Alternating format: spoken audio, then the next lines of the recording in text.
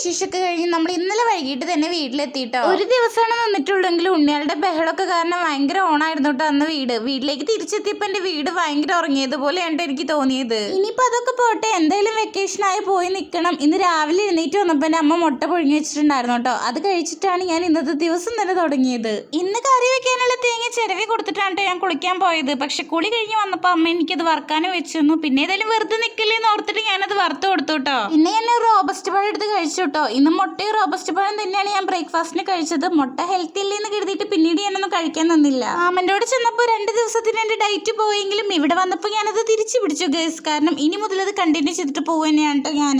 ഈ മസാലയൊക്കെ വഴറ്റുന്നതിൽ എനിക്ക് ഏറ്റവും ഇഷ്ടപ്പെട്ട പണി എന്ന് വെച്ചാൽ ഈ മസാല ഇട്ട് കൊടുക്കൽ തന്നെയാണ് കേട്ടോ.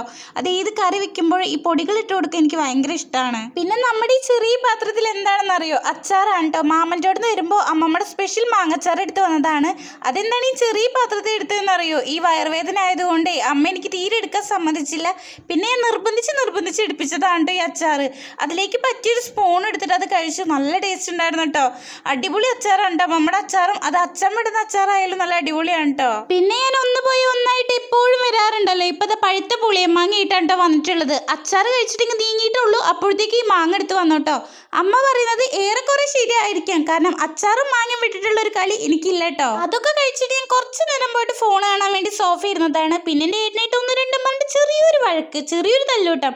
അതിൻ്റെ പേരിലൊന്നും പോയിട്ട് ബെഡിൽ കിടന്നതാണ് കേട്ടോ. ഞാൻ പെട്ടെന്ന് തന്നെ ഉറങ്ങിപ്പോയി. പിന്നീട് ഞാൻ ഫുഡ് കഴിക്കേണ്ട നേരത്തേക്കാണ് ഗൈസ് ഞാൻ എണീറ്റ് വന്നത്. ഉച്ച കഴിഞ്ഞ് എഴുന്നേറ്റ് വരുമ്പോൾ ചപ്പാത്തിയും കുടുതക്കറി ആയിരുന്നു കേട്ടോ. നമുക്ക് ഒന്നരാടം കുടുതക്കറി ആയിരിക്കുമല്ലോ. എനിക്ക് ഒരുവിധം മീനൊന്നും ഇഷ്ടപ്പെടില്ല കേട്ടോ. അതിൽ ഈ മീൻ എനിക്ക് ഭയങ്കര ഇഷ്ടമാണ്. അപ്പോൾ എന്തായാലും അടുത്ത വീഡിയോയിൽ കാണാം. Bye bye.